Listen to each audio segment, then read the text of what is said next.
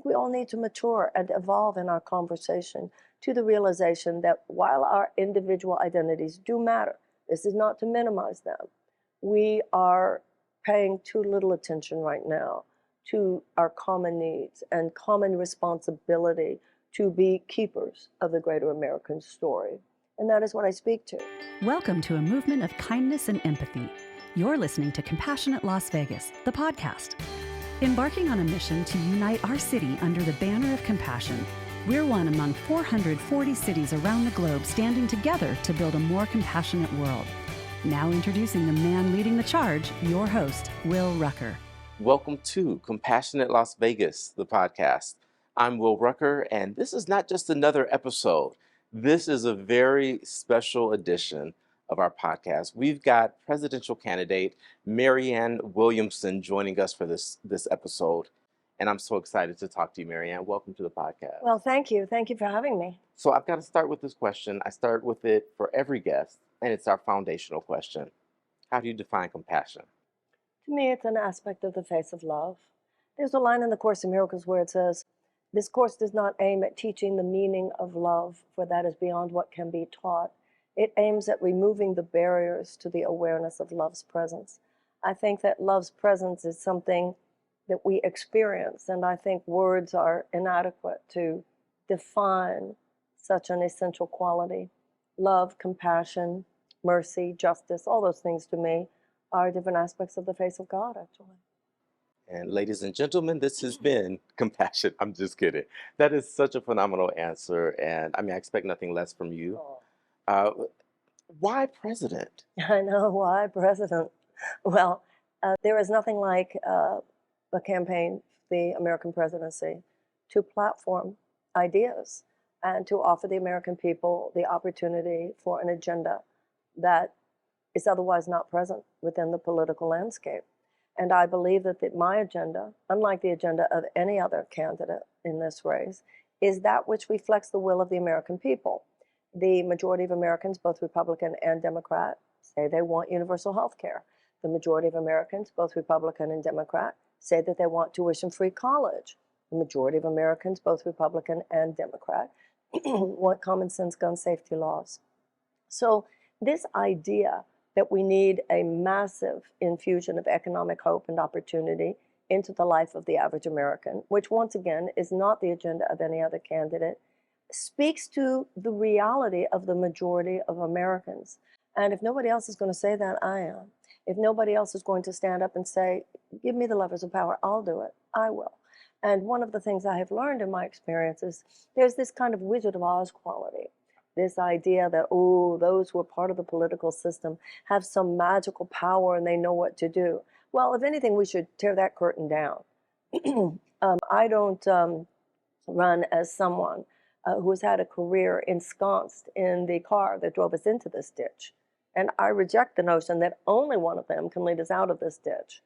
The political class in America, the corporatists, those who are basically obeisant to the short-term profit maximization goals of major U.S. corporations, it is baked into the cake now that the American government works in such a way as to perpetuate and maintain that system.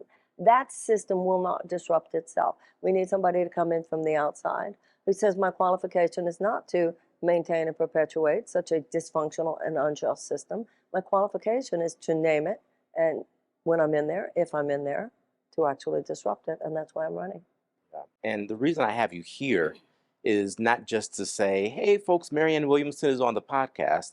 It's because I believe in your candidacy. Oh, thank you. I believe in you, and I agree that we need radical change.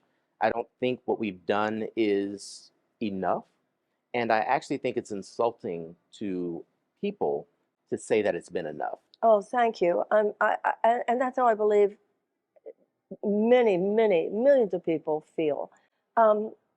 The citizens of every other advanced democracy have universal health care. The citizens of every other advanced democracy have tuition-free college and tech school.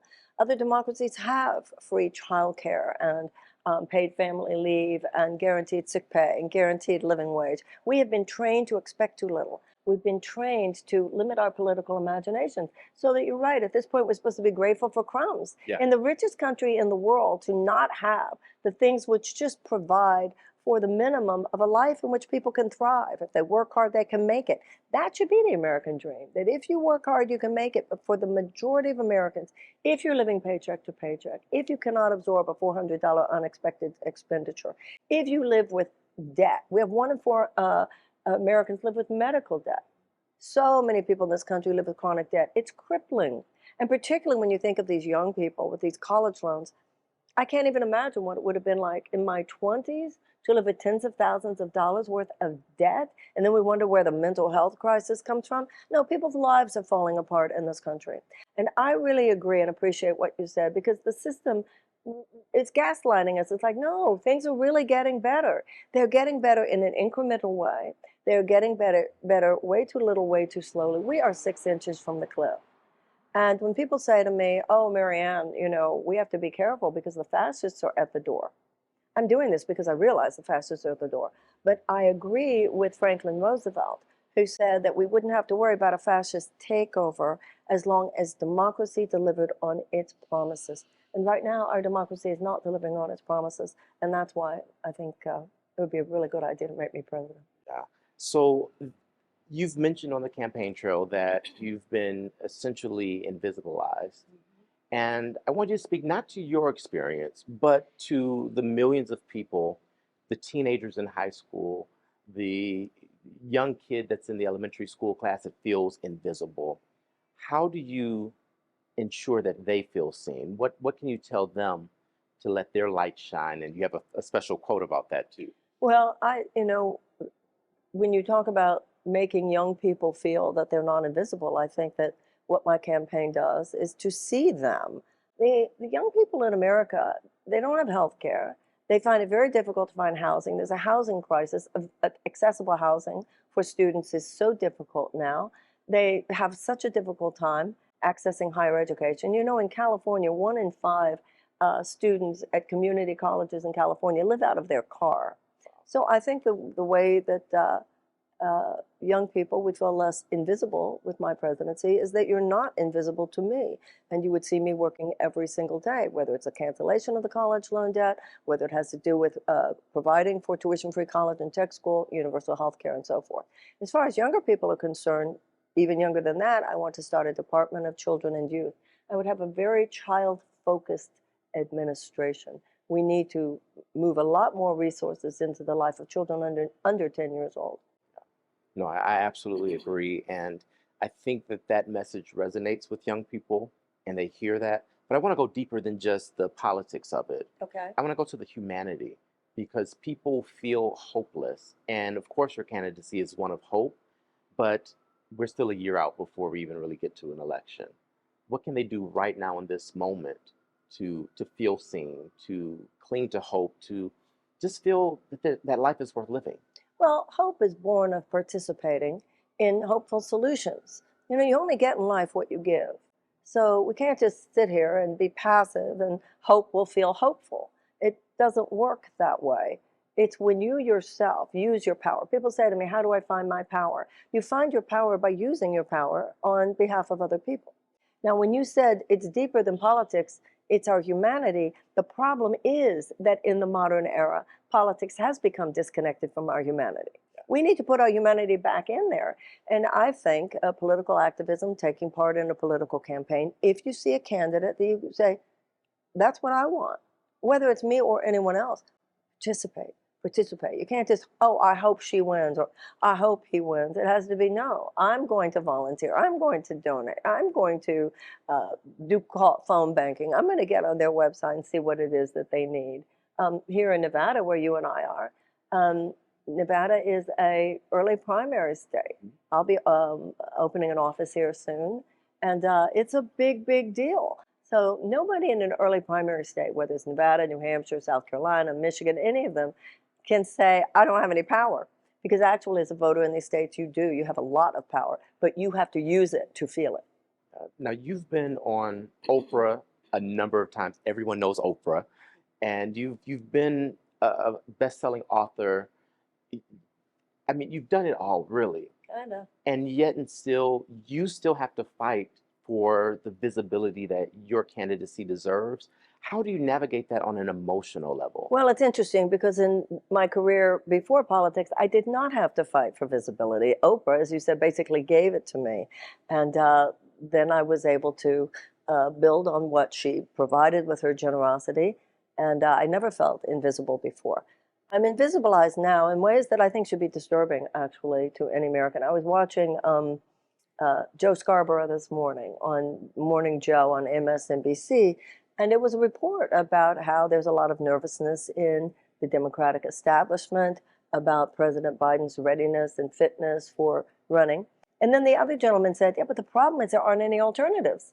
Well, excuse me, actually, hello, I'm here at 10% among Democrats, and among Gen Z and Democrats, 27%. Just 7 points behind the president at 34. So, and another thing is that the one I've heard this last week or so is when people do refer to the president possibly debating his opponents, and they're clearly talking points because they use the same ones a lot. So the one I've heard this last week is, I think the president should debate Robert Kennedy and whomever else might be running. Wow. Whomever else might be running. So yeah, it's actually not a good thing. Take away that it's me. I remember when I first announced that I was running, I heard a young woman, a pundit on one of those news programs, saying, well, I think we should just treat it like she's not there. Let's just ignore her and pretend she's not there. And I thought, yeah, good luck with that. Well, that's exactly what they've done. Blackballed on mainstream television shows. My poll number is higher than certain Republicans who are on those shows all the time. Now, from my political perspective, this means I'm doing something right, that the system that my candidacy does undercut is so adamant on keeping me out of the conversation. But it's not good for democracy. The American people should have a chance to hear the agenda, which is anti-corporatist, which is unabashedly progressive, which says that short-term corporate profit maximization should not come before the safety and health and well-being of the American people. That's just true. Economics is not more important than democratic and humanitarian values. And I think really focusing on democratic and humanitarian values is how to create a thriving economy. What we have now is a thriving economy for 20% of Americans, and that's simply not good enough. And none of us should find it good enough. None of us should find it tolerable, and all of us should demand that we hear what other options might be available. And that's not a radical idea. No, that's what's interesting. All of the positions that I stand for are considered moderate positions in every other advanced democracy. I mean, love is radical. The principles of the Declaration of Independence are radical in that it is posited that all men are created equal. So to be radically American is a good thing if it means you're standing for those principles, that governments are instituted to secure our rights, inalienable rights to life, liberty, and the pursuit of happiness. I'm sorry, a person with no health care, a person has to work 3 jobs, people who are working and at the same time having to live out of their car, you cannot tell me that government is securing their right to pursue happiness. It's just not happening. And we need to admit that to ourselves and do something about it. As we get ready to wrap up here, I want to ask about the Black community. Okay. And I'm going to frame this in 2 ways. Okay. One is, how do you deal with factions? So you've got the factions of the LGBT plus, you've got the Black community, you've got unions, you've got the Jewish community, and everyone's vying for what are you going to do for us? The second part of this is, how do you show relevancy in those communities? I was watching an interview, and basically someone told you to learn how to do the electric slide. And it wasn't enough that you had written a book. I would if I could. Well, here's why I bring that up. Because you've literally written a book where you're addressing the issues that matter most to each of these communities, but yet they want you to be performative in order to fit in. So how do you deal with navigating the different factions while preaching a message of unity and running a candidacy where you have to be authentically you? You know, I think as Americans, we need to reclaim our first principles. And one of our first principles is e pluribus unum, out of many, one. We are different colors, different races, different ethnicities, different cultures, different sexes, sexuality, gender, religion, everything. And that's a beautiful thing. However, e pluribus una means out of many, one, that we are these different things, that everybody gets to be whoever they want to be, do whatever they want to do, as long as it doesn't hurt anyone else. And yet we all pledge fealty to these common principles. Black American, Jewish American, white American, gay American. We have become so concentrated on the black, white, Jew, Christian, Muslim, gay, straight, that we're forgetting the American part. So identity politics has a shadow side. Those individual identities are important. This is not to minimize them. But ultimately, I think particularly at this point, we have to talk about what we're going to do as Americans. Ultimately, what your children and grandchildren need are what my children and grandchildren need. We've come out of our silos right now, actually. So I'm not only speaking to, oh, what this demographic, this is what they want me to say. I'm not going there. And I think people respect that. I think we all need to mature and evolve in our conversation to the realization that while our individual identities do matter, this is not to minimize them. We are paying too little attention right now to our common needs and common responsibility to be keepers of the greater American story. And that is what I speak to. Now, in terms of some of the performative elements, I think it's really significant or important to honor who you are and to honor where you are. And part of that is your age. I'm not the young and hip one, young person anymore. That's not who I am. And I personally find it kind of sad and kind of pathetic when people try to be who they no longer are. I honor that, some people are still young and got it going on in those ways. I have it going on in another way. And I feel I'm not going to go try to play I saw Vivek Ramaswamy out there with his shirt off and he's doing tennis, and Bobby Kennedy with his shirt off and, doing push-ups. If they keep that up, I'm doing a yoga video. I think that's a good idea. Don't tempt me. Let's do some meditation here. Yeah, meditation and yoga video. That's kind of maybe not such a bad idea. Yeah, okay. No, that makes total sense. So the last piece of this is spirituality, because you are a spiritual teacher. You're a spiritual person. And I even consider you otherworldly, because to be as radically rooted in love as you are in this culture is otherworldly. So how do you merge faith with politics, and is that okay still? I wrote a book called Healing the Soul of America that came out in the late 90s. And that was my question. And that's what I wanted to discover. And I found, well, Gandhi already did that. And then Martin Luther King traveled to India to study the principles of Gandhi and nonviolence and bring them back to the United States in the 1960s. There's no wheel we have to reinvent there. What Gandhi said was that there's an inner light within every man, woman, and child. He had gotten this a lot from the American Transcendentalists and the American Quakers. He said there's an inner light within every man, woman, and child. And that inner light, which you and I know is compassion, love, and so forth, he said it heals not only personal relationships, but it also heals economic, social, and political relationships. And then what Martin Luther King said about Gandhi was that he was the first person in human history to take the ethic of love and turn it into a broad-scale social force for good. So basically what we're saying is, you and I, if a hungry child wandered in here, are you okay, honey? You need some food?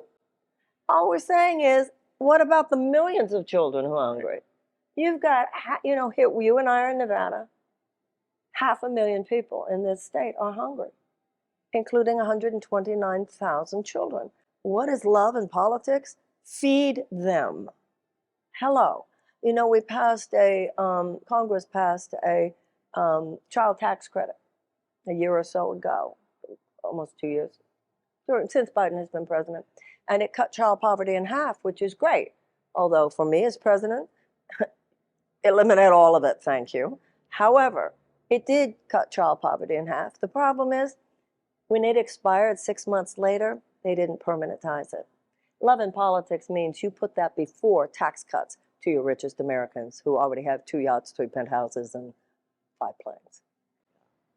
Well, there's so much more we could talk about, but it's hot. Thank you for being out here in the you. Vegas heat with Thank me. you. I'm getting used to it. And it's such a pleasure just to speak with you. We got to spend time together over this past week. And again, we could do this for hours and hours. You are skilled in history, you're skilled in process, but you're skilled in humanity. And I think that's the principal skill set of a leader.